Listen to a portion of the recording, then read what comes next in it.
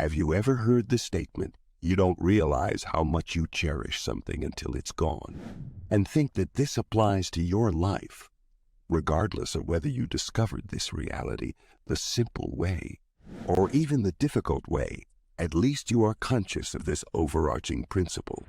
However, the majority of women in today's society do not think in this way.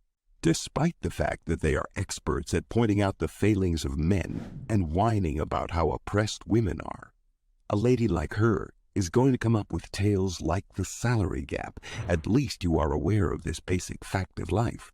Women should break the glass ceiling, patriarchy, and other such hurdles when they no longer have access to the privileges associated with their femininity or the provision from a man on which they previously relied.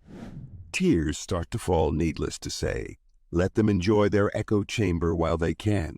They will probably regret it once no man wants to wife them up and they only have cats as company, and don't get it twisted. Let them enjoy it while they can. This is also true for formerly married women whose spouses abused them or left them for other women or men who appeared to have more wealth or excitement in their lives. Female hypergamy continues to function, as you may already be aware, and if you are a good spouse, they will probably regret it after no man wants to be with them when they are no longer desirable.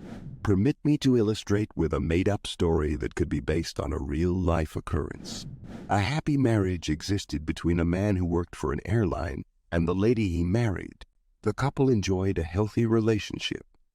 The man did not have a lot of money, yet he was able to provide for his family in a respectable manner.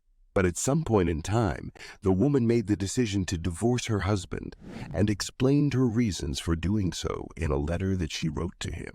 The primary reason was that she desired to wed a millionaire, commonly known as the man that every woman wants to bang as he enters into the room. She wanted to do this for a number of reasons. On the other hand, it's possible that she wanted to stick around until the very end, since I'm certain that you're going to absolutely adore this particular one. You may have learned through experience that women who have devoted their reproductive years to Chad and Tyrone are not worth your attention, and that they are now playing hard to get as a result of having been run through by a large number of men. Embrace your masculinity. You may have learned through experience that women who have devoted their reproductive years to Chad and Tyrone are not worth your attention. I'm not even considering physically assaulting you, but the way you're acting is really repugnant. By the way, I'm not going to take care of your retirement or be the father of your children someday. If I ever decide that I want to get married and start a family, the lady I end up choosing will be one who has no history, since I don't want to settle down with someone who wasted her youth partying. When women remark that they are unable to locate a man where they live, they are not always implying that there are no men living in the area in which they reside. Despite the fact that the reemergence of decency, modesty, and loyalty in modern society, I'm sick and tired of hearing men declare that the only reason they're successful is because they bang some hoes. It goes without saying that men are present everywhere.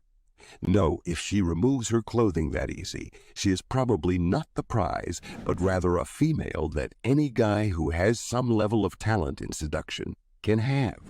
The problem gets much worse when men participate in the culture of hookups and when women become promiscuous after having been reasonably pure, and this leads to a significant decrease in the number of females who are potentially suitable for marriage. It is important to note that I want both men and women to be accountable to themselves. Women in today's culture have an expectation that their partners will make six figures, and men who can supply all of these attributes, including respect, kindness, and maturity, are rather unusual. Women in today's society also have an expectation that their partners will make six figures. Let these ladies know that some men do offer all of these personality qualities, despite the fact that they make less than $50,000 a year. Despite the fact that their salary is between $40,000 and $50,000 a year, which is not a terrible income to begin with. Chase unicorns. A great number of women will begin the day by exceeding their capabilities, and as a result, they will fall short of meeting the expectations of the top 10% of the male population. Even guys with an average income won't have much interest in a woman who wants the best men, but can't offer much to any of them, since she doesn't have much to offer. These men make up roughly 10% of society that is completely uninterested in low-value women and have no patience for them. A great number of women will begin their day by exceeding their capabilities and will consequently fall short of their expectations. Men, especially those with high levels of discipline, don't conceive of a woman with pro-talents in bed as being primary. Rather, these traits are what men desire, but can hardly find in modern-day women. Men think of a woman with pro-abilities in bed as being secondary. Let's break down what guys want in general because, as a species, males are rather straightforward in their desires. These qualities, friendship, physical fitness, and attractiveness, are taken for granted and include the following. The fact that men are looking for women who have these three fundamental but important attributes may be to blame for the rise in the number of people who have only a passport as their marital status.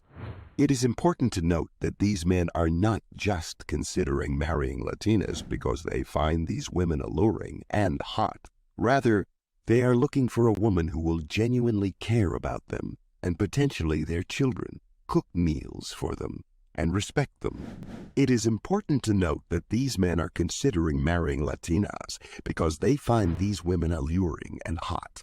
In addition, not all passport bras are interested in dating Latinas. Men desire women to be fit, which means that they have to have an active lifestyle. These contemporary women are either sick, macho, or disagreeable, or all three of these traits are present in them. In any case, the general rule of thumb is to just maintain high standards and to never settle for a lady who is unable to even provide these three things. Men gravitate towards straightforward women who are healthy, attractive, and approachable, as opposed to modern chicks who are either sickly, masculine, or all of the above. Keep your chin up, folks, and know that I will always be rooting for you to succeed in whatever endeavors you undertake.